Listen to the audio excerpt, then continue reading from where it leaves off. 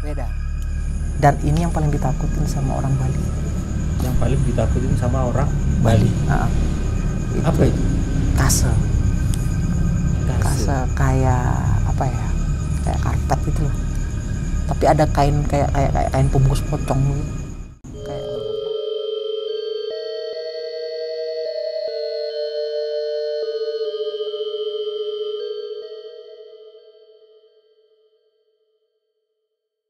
kita siapa? Apa kepercayaan kita? Tapi yang satu ini saya tetap aja baca doa. Walaupun saya baca doa belepotan tuh gimana tuh saya nggak, namanya kita ketakutan tuh. Saya baca dalam hati, saya dalam hati. Dan 3-4 nggak sampai 5 menit pokoknya itu hilang dia. Hilang dengan sendirinya? Nggak, dia dayu balik lagi nggak sampai 5 menit dia kembali dari awal datangnya itu. Dia datang dari sini, dia baliknya ke situ. Nah, dia posisi dia kanan. Dari kanan, dari pohon kepuk yang paling besar di sana itu ada dari kanan. Nah, setelah itu saya hidupkan motor, masih nggak mau hidup. Saya dorong lagi, jalan. Itu udah deket sama Gapura. Sama Gapura mau keluar itu deket itu. Setelah saya jalan, saya penasaran. Ini motornya sampai kapan kita dorong? Udahlah kita pasrah aja nih. Di depan sudah ada penerangan. Sebelum Gapura itu baru nggak mau Gapura itu sudah penerangan. Iya. Nah, saya hidupkan motor ini, anehnya langsung hidup motor ini. Saya cek, hidup motor ini. Wah, kayak normal ini. Iya, ini motor nggak punya dosa apa gimana nggak ngerti saya. Hidup motor ini.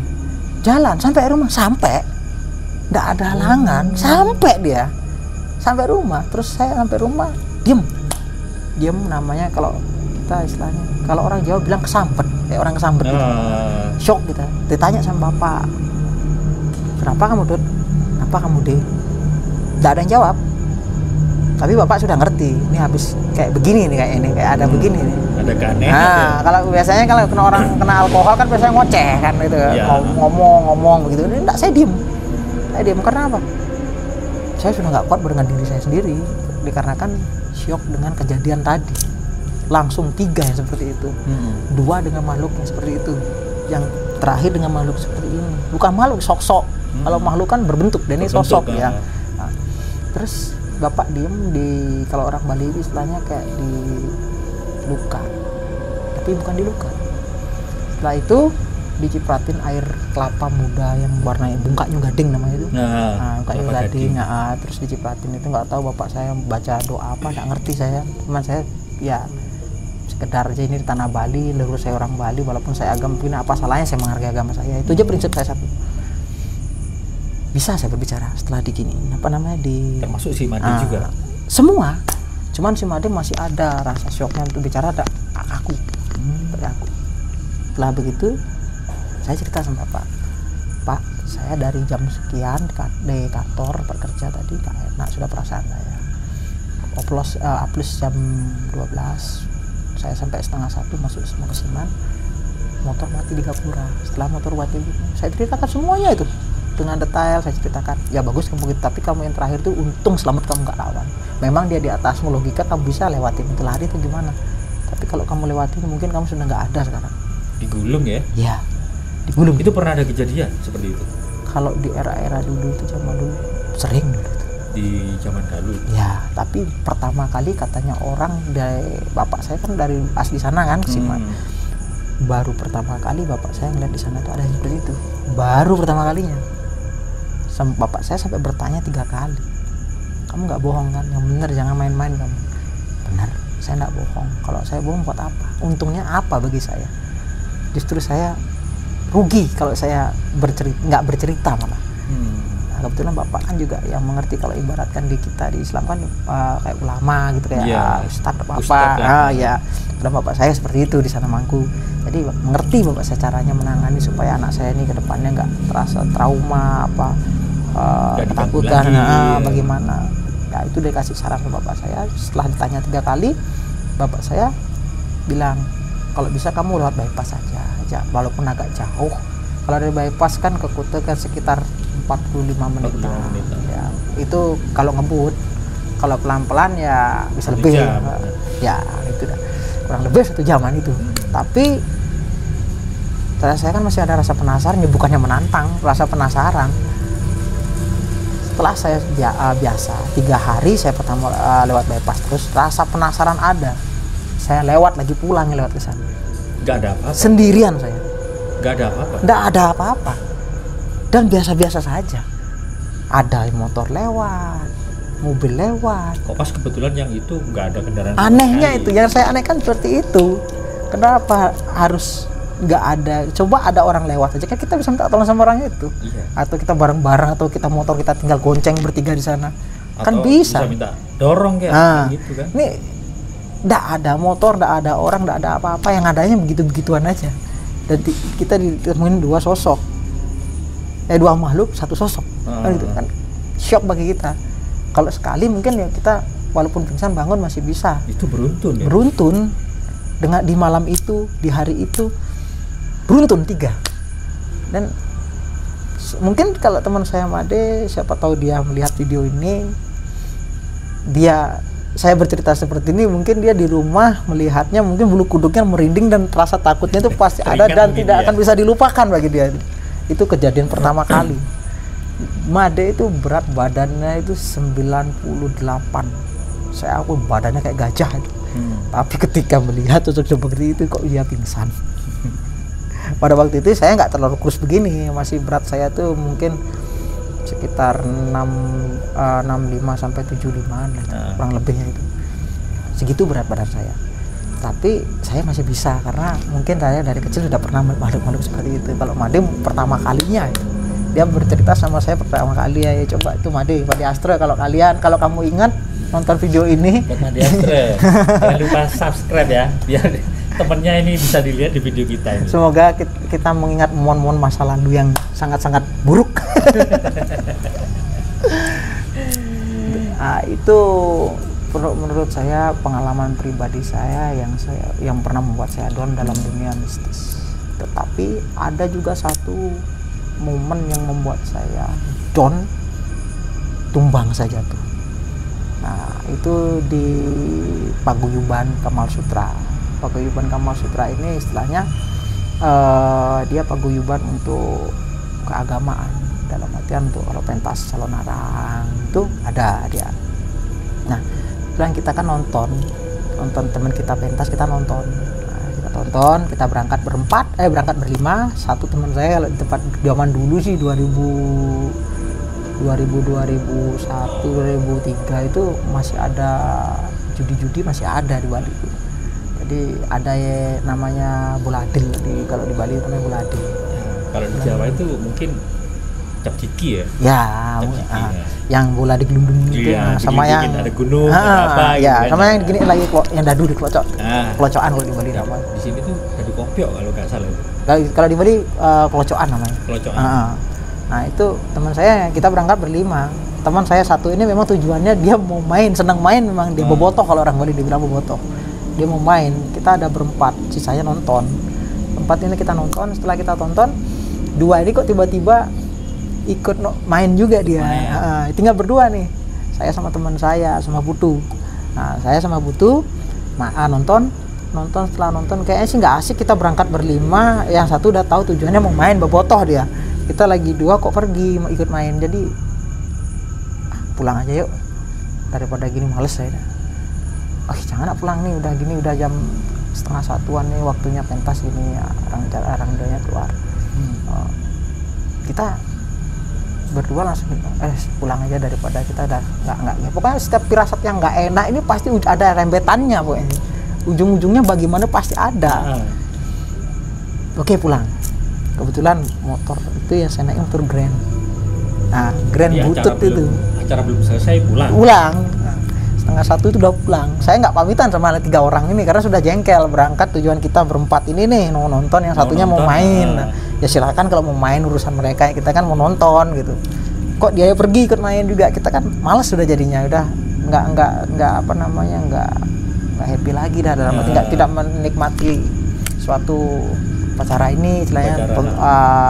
Kita kan nonton upacara apa itu? Calon arang. Itu kalau di Bali sebenarnya sih tidak boleh, sebelum acara selesai kita pulang, tidak boleh. sebelum acara selesai kita tidak dianjurkan untuk meninggalkan tempat. Ya. Jadi harus selesai dulu. Ya, istilahnya menghormati. Nah, itu kan sakral soalnya. Bukan untuk tari-tari yang di Bali untuk yang pentas-pentas tari kecak, tari barong, bukan. Ini upacaranya langsung. Memang betul-betul dari Balinya, biasanya karya dia punya. Kalau Bali kan karya, namanya karya. Ya, terus setelah itu kita pulang dari Bongkase sampai kita di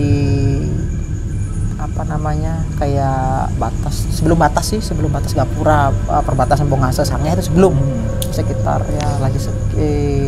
satu setengah dari perbatasan mana Sangeh dengan Bongkase. Kita belum sampai sana. Saya mau kencing turun. Itu berdua naik Grand Buntut gitu. Naik Grand Buntut kan sama si Made lagi nih? Enggak, sama Putu. Saya Putu lain ini. Iya. Ini lain. Ini jauh pengalaman saya 2001-an itu. 2001 2002-an ini. Kalau kurang lebih. Kalau yang sama si Made kan 2008. Nah, ini yang terkesan sama saya, ya kita harus menghargai satu sama yang lain, seperti kita mempunyai keyakinan, kita harus dihargai, saling menghargai lah istilahnya. Nah, ini bukan saya nggak menghargai, bukan maksud untuk apa-apa, bukan. Dikarenakan saya sudah nggak nyaman lagi, nggak enak menonton, nggak enak itu, karena teman yang diajak bareng-bareng dari rumah malah nggak jelas larinya gitu. Ya pulang aja dah, daripada gimana ntar kita berantem sama temen kayak gimana, kan nggak enak kita kan, namanya temen masa diajak berantem kan nggak enak itu. Pulang dah kita berdua, saya sama Putu pulang. Nah, mereka bertiga terserah dah itu mau ngapain, terserah dah pulang. Makanya kalau orang Bali bilang kan singnya kompak iraga, selain berangkat jak 5 boleh jak 5 gitu kan. Selain kalau orang bahasa Indonesia kita nggak kompak berangkat berlima ya pulang berlima gitu. Ini dari rumah saya sampai ke Bongkase ini jauh loh. Itu sampai 1,5 jam kalau pelan-pelan. Kita tujuannya mau nonton gitu loh, kita tonton. Kok ini sekarang malah larinya ke mainan gitu loh. Ya udah pulang. Setelah kita pulang, sebelum 1,5 kiloan kalau nggak salah itu dari perbatasan Sangeh sama Bongkase, Gapura. Kita masih di Bongkase, daerah Bongkase. Turun saya mau kencing. Turun saya kencing di situ. Ya, di pohon? Iya, di pohon. Terus bukan pohon gede sih, ya semak-semak gitu. Tapi kan kalau saya biasa bahasa kita anak jalanan kan dibilang begini. Maaf saya agak kasar, leng gitu kayak brengsek gitu kan gitu. Kok kita berangkat berlima, pulang berdua, malah belum selesai acara kita pulang. Nah, setelah saya ngomong begitu, saya kencing mau naik motor. Motor ini starter teman saya hidup. Setelah hidup itu saya mau naikin kamen gitu. Mau naikin kamen, ngelihat api kecil pertama. Api kecil api itu kayak orang bakar ikan kan kecil apinya. Kecil kayak bara itu. Bukan api, bukan bara, api langsung kecil itu. Ya kurang lebih seginilah api itu. Tambah naik besar api. Besar. Ya kurang lebih besarnya itu kayak tong sampah drum gitu. Kayak drum itu. Tapi bundar. Tapi bulat. Iya. Diem di atas. Itu jarak berapa meter dari tempat kencing? Dari tempat kencing itu kan saya saya kencing di pinggir jalan, soalnya agak kotor dikit ya. Ini jalan di sini ini kan kayak selokan, di sini ini ada kayak semak-semak, tapi belakang sana kan pohon-pohon gede-gede gitu. Namanya di pedesaan. Nah, saya berdiri di situ, saya kencing. Setelah kencing itu saya naik lagi ke motor. Itu dari sini aja jaraknya 1,5 meter. Dari tempat saya kencing sampai ke motor di pinggir jalan tuh 1,5 meter. Ke belakangnya itu kalau 3 meter 4 meter ada. Jadi apa itu api? Pertama saya nggak ada ngeh. Itu kalau ada api nggak ngeh. Temen saya si Putu malah ngasih tahu. Tuh kok ada kayak api-api, apa itu? Masa orang malam-malam ngapain di sana? Dia bilang sama saya, mana? Saya toleh. Bener, api itu kecil pertama. Makin membesar, semakin naik. Dia posisi itu ya kalau dari sudut pandang saya posisi berdiri itu begini api itu di depan saya. Tapi jauh.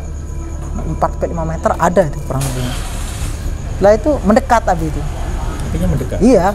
Lari saya terbirit sama naik motor. Logika kita kena korek, kita merokok, kena api sedikit itu sakitnya kayak gimana, apalagi api segitu gedenya. Nah, lari saya. Siapa mau mati konyol mati terbakar. Lari, setelah saya lari api itu hilang. Saya tidak pernah melihat ke belakang. Lari pokoknya motor buntut itu dikebut-kebutin sudah. Lari, setelah begitu masuk di perbatasan Sange. Bongkase Sange. Bongkase Sange. Di gapuranya itu ya belum masuk sih, sebelum gapura posisi, sebelum mau keluar ke gapura itu. Kita dengar suara Nah, saya diam, matiin motor. Mungkin teman kita manggil atau gimana, diam motor kita dong standar motor turun, kita tengok kok nggak ada siapa. Dari sebelah kanan, dia di depan gapura ya, di sebelah kanan, di belakang kita itu kayak ada yang lambai gitu, gini ada yang lambai. Kita diem, apa itu? Diem. Itu sama temanmu kelihatan juga berdua ngeliatinnya. Apa itu? Dilihat, semakin keluar dia dari semak-semak itu, pinggir jalan. Tapi lampu di dekat gapura itu lumayan kelihatan sih, kelihatan. Keluar, kalau orang Bali kan celuluk namanya. Celuluk keluar. Siapa nggak merinding kita ngelihat topeng celuluk aja, tapel lah. Orang Bali bilang tapel. Nah, kalau Indonesia topeng itu tapelnya aja ngerinya kayak begitu. Itu manusia apalagi yang nariin, apalagi sosok yang asli gitu. Jadi botak di sini, botak, rambut di belakang, terus bertaring, nggak ada gigi gitu, nggak ada, taring semua. Taringnya segini lah keluar, segini kuku panjang. Berbulu. Pakai baju apa? Oh, berbulu. Dia ada kayak apa namanya, ada ususnya keluar juga dikit-dikit gitu. Nah terus kita susunya besar kayak susunya perempuan, susunya perempuan itu. Nah setelah begitu dia pakai kayak kamen, nggak pakai baju sih, kamen aja. Dia nari deket deh, deketin kita. Nari deketin. Sambil jalan tapi kayak nari, mendekat dia. Mendekat. Kita kan namanya berdua aja, dalam artian makhluk seperti itu makhluk ciri khasnya Bali. Bukan merinding lagi bulu kuda itu bukan merinding lagi. Gimana caranya kita mau kabur? Gimana? Lari tapi kayak nggak lari. Berat ya? Berat kaki itu. Kita sudah mau angkat kaki sejengkal aja, rasanya kayak dipegangin orang berapa gitu. Jadi berdua ini sudah kayak orang goblok gitu, saking ketakutan. Saling pegangan jangan sampai lepas. Itu sama, nggak ada orang lewat sama sekali? Nggak ada, karena kan kalau ada karya begitu kan rata-rata orang kampung tuh pasti kesana semua. Jam berapa tuh? Jam 12 lebih? Jam 12:30 saya pergi dari acara. Saya pulang 12:30. Ya kencing itu sampai di sana paling nggak jam 1 kurang lah. Jam 1 kurang tuh udah sepi, nggak ada orang sana. Terus saya berpikir gimana caranya saya nggak diapa-apain atau saya gini. Takutnya setengah mati, dan ini pertama kali saya melihat sosok yang seperti ini, sosok yang seperti ini yang dari istilah ciri khas Bali lah. Nah, ini kan tempatnya Bali kayak ini setan kayak saya nggak ngerti juga dah. Gimana caranya? Pokoknya saya sama Putu saling pegangan, ketakutan. Dan saya pertama kali melihat makhluk seperti ini, rasanya gimana? Biar saya selamat, biar saya kabur, saya udah ketakutan gimana caranya. Si Putu bilang begini, jongkok aja dah, jongkok, nunduk kepala, udah pasrah. Mau lari nggak bisa, mau teriak nggak bisa, ngomong mau minta tolong sama siapa? Nah, terpaksa kita ya saya ikutin kata-katanya Putu dah. Saya duduk sambil berdoa saya. Tetap di situ saya, cuman posisi saya duduk begini, saya ngelirik, saya lihat masih di situ, dan itu nggak sebentar. Lama 10 menit lebih terus dia, tapi mendekatnya dia nggak terlalu dekat, masih ada space sekitar ya 3 meteran ada itu ya walaupun ada space-nya seperti itu, tapi kan namanya makhluk seperti itu kita kan takut, apalagi bertaring. Ntar pikiran sudah jelek-jelek semuanya, negatif semua dalam di pikiran saya itu. Saya digigit ntar gimana, mati konyol saya ini, saya gini gimana. Nah justru dari itu saya langsung ada kata-kata, orang bilang ampura yang tiang durung puput nyakin karya Riki, ampura tiang tanuning ampura. Selain begini ada orang bahasa Indonesia, saya minta maaf kalau saya belum selesai melihat upacara ini, nonton upacara ini, minta maaf sebesar-besarnya, saya tidak ada maksud apa-apa. Kalau ada saya salah kata, saya meminta maaf.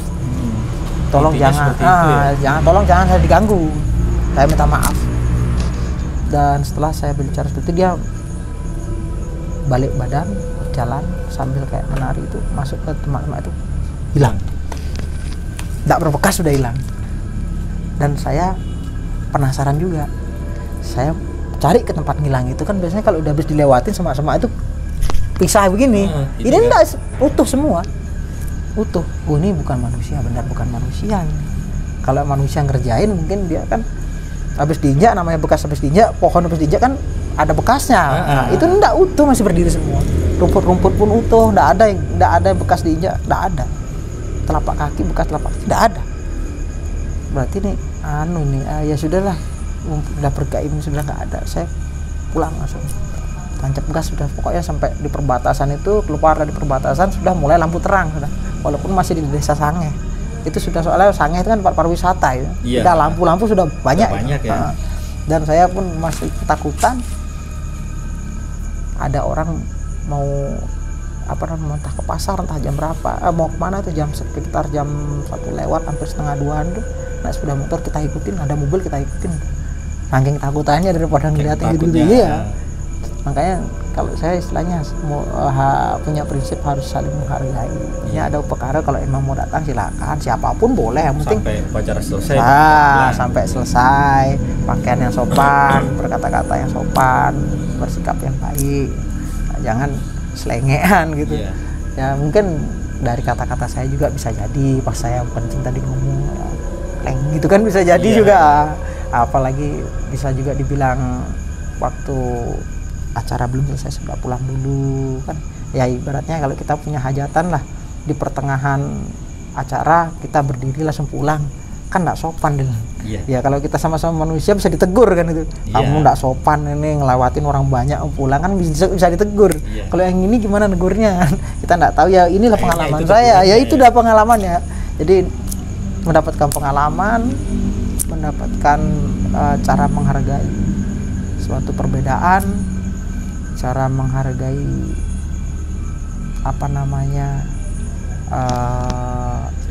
perkara orang. Ya sudah, kita harus saling menghargai, intinya begitu.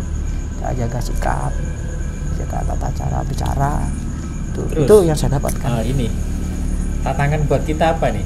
Apa kita disuruh challenge di Bali? Ya kalau memang explore di Bali, mau ekspor ke Bali nanti saya, bukan menantang ya. Kalau bukan menantang nih, bukan menantang. Kalau memang kan, ya cari-cari apalagi teman, saudara atau cari-cari. Maksudnya kita ini kan butuh referensi juga gitu. Nggak seharusnya kita kan nge-explore podcast di sini aja gitu. Ya bisa. Ya mungkin next diagendakan lah. Ya siap. Ada waktu bisa main-main ke Bali gitu. Siap. Oke teman-teman, ini kayaknya durasi terpanjang dari tamu spesial. Jauh-jauh dari Bali bercerita di sini hampir 1 jam ya. Kayaknya hampir. Kayaknya hampir 1 jam deh. Tapi nggak apa-apa lah, berbagi pengalaman teman kita Ketut, pengalamannya dulu selama kerja di bar dan mengikuti proses upacara yang ditinggalkan. Buat referensi teman-teman, tolong hargai kalau ada upacara, apalagi di Bali. Ya. Sebetulnya juga tidak di Bali saja. Dimanapun kita berada, kita harus saling menghargai. Kebetulan narasumber kita ini asli dari Bali gitu loh. Oke teman-teman, jangan lupa subscribe. Saya rasa cukup lah cerita, udah terlalu banyak yang diceritain ya. Mungkin next lah. Ya mungkin next. Suatu saat lagi. Suatu saat kita siapa tahu mau main ke Bali juga. Oke teman-teman, jangan lupa subscribe, tekan tombol loncengnya juga biar dapat notifikasi video terbaru dari kita. Terima kasih. Assalamualaikum, salam Langgam Jawa.